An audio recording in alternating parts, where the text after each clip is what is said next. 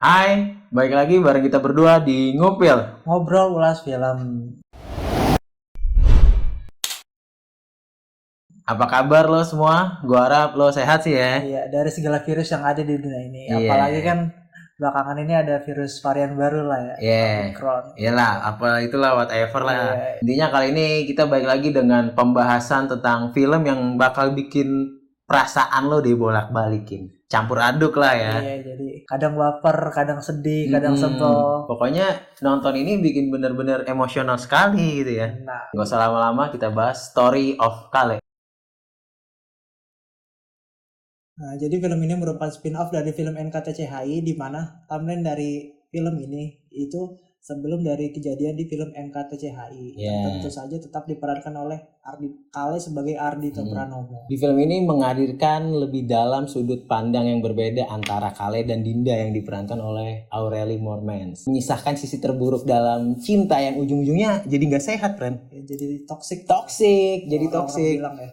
Jadi toksik. Pokoknya ya yang awalnya romantis, harmonis, Lama-lama jadi karena jomplang, satunya nggak berani ngomong, satunya terlalu mendominasi. yes, satunya nggak enakan itu sih. Iya. Cerita ini berawal dari Kale yang nyamperin Dinda setelah Dinda dapat perlakuan yang toksik dan gak enak banget dari cowoknya yang diperankan oleh si tampan idaman para ibu-ibu yang sekarang lagi booming. Ya, siapa lagi kalau bukan Arya Saloka. Dinda ini masih percaya bahwa perlakuan kasar atau tindakan yang sangat persuasif itu adalah cinta gitu. Bener apa? Cinta dan mungkin akan berubah dengan jalannya waktu. Iya, padahal kalau kita secara sadar ya itu hubungan gak sehat gitu. Iya, terus pas gue nonton film itu kayak anjing, lu bego amat sih masih aja pertahanin hubungan ini. Iya, maksud gue secara alam bawah sadar lu tuh kok masih bisa nerima gitu ya. Iya, maksudnya Itu sih yang harus dipertanyakan gitu menurut udah gue. gitu yang kena tuh bukan mental doang, fisik juga lu kena. Pastilah udah fisik kena, mental apa. Iya. Tapi ya itu gue kadang suka gimana ya, mau dibilang salah atau enggak, ini relate sama ini ya, sama kebanyakan orang ya. ya. Kayak lu tuh tetap ditoksikin tapi lu tetap bertahan gitu. Gue cuman pengen tahu aja sih alasannya apa gitu ya. Alasannya kenapa lu tetap bertahan dengan hal itu sih. Nah di film ini tuh ya pesan moralnya banyak, kayak lu sebenarnya harus mencintai diri lu lebih dalam dulu gitu. Nah layaknya ABG yang abis bikin story pas galau nih. Nah di film itu Kale kayak masuk gitu Jo. Ya. Masuk terus kayak ngechat sambil ngasih encouragement gitu ya kan, kayak oh ya gimana sih. Tapi kalau menurut gue ya di film ini si Kale itu kayak udah suka duluan sama si Ya, Dinda bener, ini. bener. Kayaknya udah memperhatikan dari sebelum-sebelumnya ya. Ya, Kayak. jadi pas ada kejadian itu ya ngambil celah lah dia. Terus akhirnya pindah tuh Iya. ke beberapa tahun atau bulan setelah itulah. Dan pada akhirnya Ale pun melakukan hal yang sama, cuman caranya aja yang beda ya kan. Karena kayak di setiap hubungan tuh pasti bener gak sih, kayak lu bener-bener ada rasa pengen memiliki, bener gak sih? Itu sih yang sebenarnya gimana ya? Gue bilangnya bukan fatal sih. Sebenarnya jatuhnya kayak cemburu. Iya. Cemburu tapi lu terlalu berlebihan. Karena kan kita punya rasa ingin memiliki berlebih juga nggak baik ya. Iya, lu cemburu boleh tapi jangan berlebihan aja. Walaupun dengan kayak alasan kayak gue merelakan dia kok, bukan merelakan maksudnya gue nggak apa-apa kok dia nongkrong sama temennya sama ini, tapi kan di dalam diri lu pasti lu jealous anjing, nggak mungkin enggak, bener gak? Kayak kok dia lebih nyaman sama itu sih ketimbang sama gue gitu, padahal kan gue orang yang spesial ini, pasti ada kepikiran gitu bener gak? Tapi yang unik dari film ini ya, dia tuh alurnya gue kira tuh bakal kayak maju gitu. Terus Ternyata gitu. maju mundur. Nah Yang itu gue demen itu. Udah gitu maju mundurnya bukan kayak di tengah-tengah hubungan lu ngebahas gimana sih gue bisa pacaran sama dia, Iya. tapi lebih kayak udah di akhir hubungan kayak flashback Iya. dia. Jadi master pointnya tetap adegan satu adegan itu. Iya. Jadi poin-poinnya tuh tetap adegan ketika si Kale sama Dinda ngobrol di ruang tamu.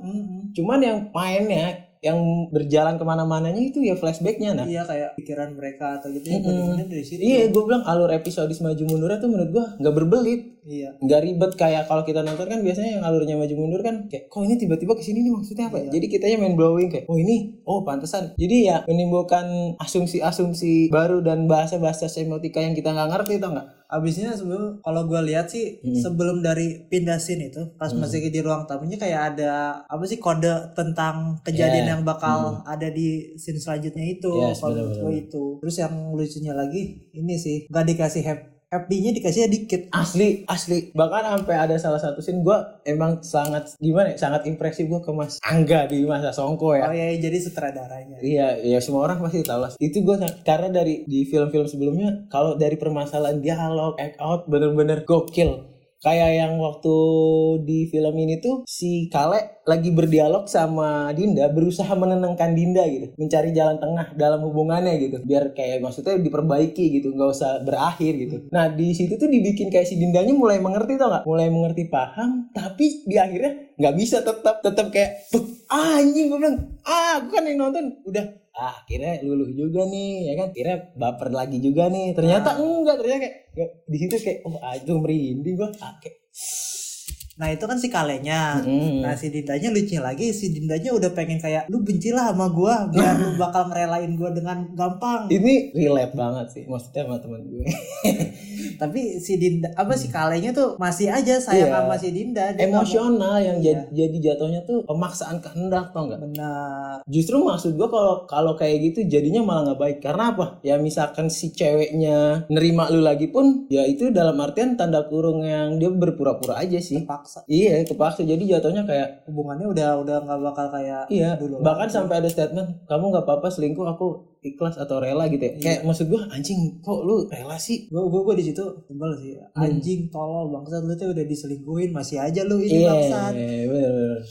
Cuman ya bener, emang ini film bener-bener emisi like, ini film bener-bener emosional banget anjing. Lu nonton ini bener-bener babaknya tuh dibikin naik turun anjir, kayak anjing. Ada fase di mana lu bener-bener sebel, di awal tuh udah dibikin sebel kan. Ada fase yang lu bener-bener baper, asli, sedih.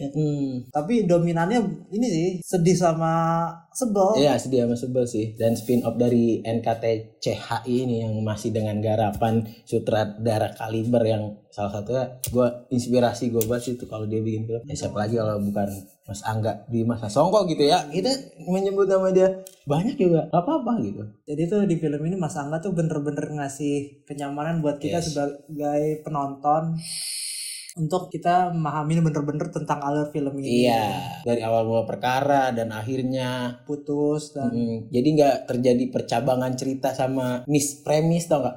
Jadi bener-bener dirinciin jelas kayak ini awalnya gini, terus berjalan ke sini kayak anjing. Tapi gue kerennya kayaknya gue baru nemu sequel yang kayak gini nih. Maksudnya kan rata-rata sequel itu kayak film katakanlah ya kayak superhero atau gini yang beda-beda, ataupun kayak misalkan kita nonton misalkan Dilan atau AADC itu sequelnya perannya lu masih sama kecuali AADC yang Billy sama Matt. Nah ini mirip kayak gitu.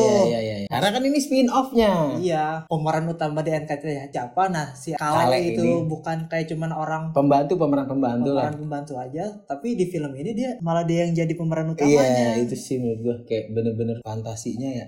Iya. Kayak sebenarnya kan jarang juga orang yang waktu pas NKTCHI lagi booming gitu ya, pengen tahu ceritanya Kale gitu. Cuman emang Mas Angga nih, gue bikin nih cerita Kale nih, kenapa dia waktu itu nolak di Awan ya kan. Menurut gue keren sih aja. Nah, udah gitu lu bisa nonton ini di Netflix kan. Nah, bentar lagi bakal ada kelanjutan dari film ini. Iya, Story of Dinda. Jadi ya, kalau kita lihat, menurut lu kalau lu berada di tim Kale nih sama kayak gue tim Kale ya, maksud gue lu bisa ngelihat sisi dari sudut pandang si Kalenya. Cuman kalau lu masih kurang setuju, bisa nanti tunggu di Netflix filmnya Story of Dinda. Di bioskop sih kayaknya. Pokoknya nonton di platform resmi, jangan yang bajakan, jangan yang ilegal ya. Tapi ini kan kita udah ngomongin sama kelebihannya nih film keren gitu-gitu. Tapi kan pasti film kalau orang bilang tuh ada kekurangannya. Tapi yang anehnya gue bingung aja nih. Gak nemu gue kekurangannya di film ini. Bingung. Gue jujur, gue bukannya gue menilai atau gimana, maksudnya gue bingung kayak ini film komposisinya pas gitu, gambarnya oke, waktunya durasinya pas, nggak kelamaan, nggak kecepetan, pas. Jadi kayak bener-bener susah gitu nyari kayak di mana ya. Palingnya gue sebel doang sih, nggak sampai itu beda ya.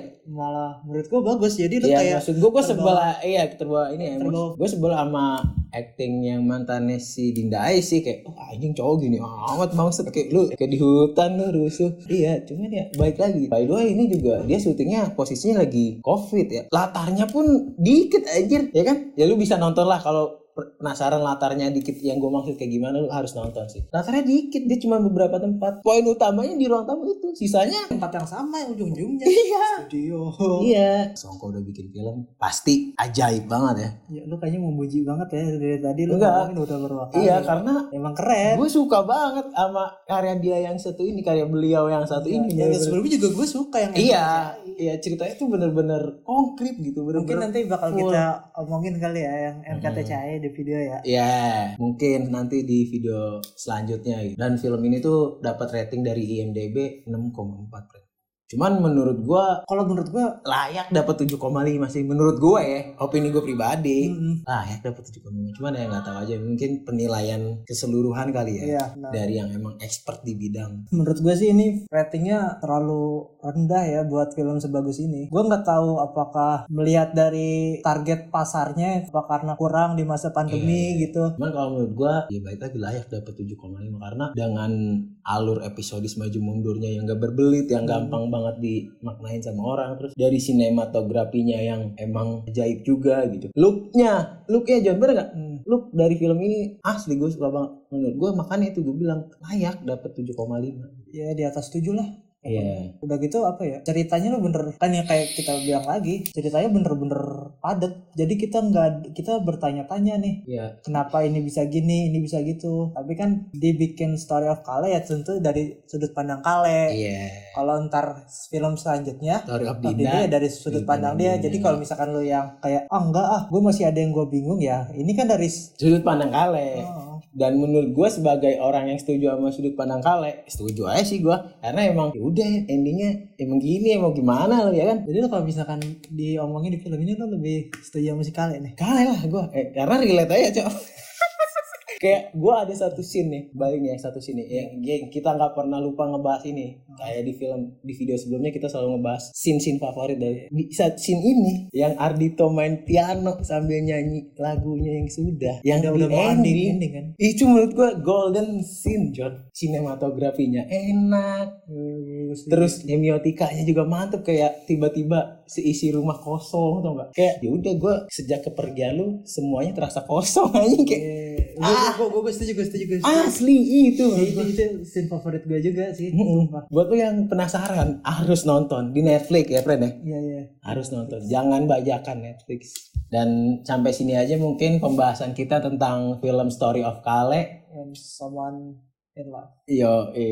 Semoga lu semua tertarik dengan pembahasan kita kali ini ya kan. Dan jangan lupa kalau lu suka boleh like, komen, dan subscribe. Tapi gue lebih pengen lu komen sih, diskusi dengan sudut pandang lu di bawah ya. Iya benar. Habisnya gue lebih dukung si Dinda. Enggak. Nah ini lu dukung Dinda karena apa? Ya gue dari klasik. Iya. Nggak apa-apa. Ntar di sono ketika ada film Story of Dinda muncul, kita bahas sudut pandang dia tentang Dinda.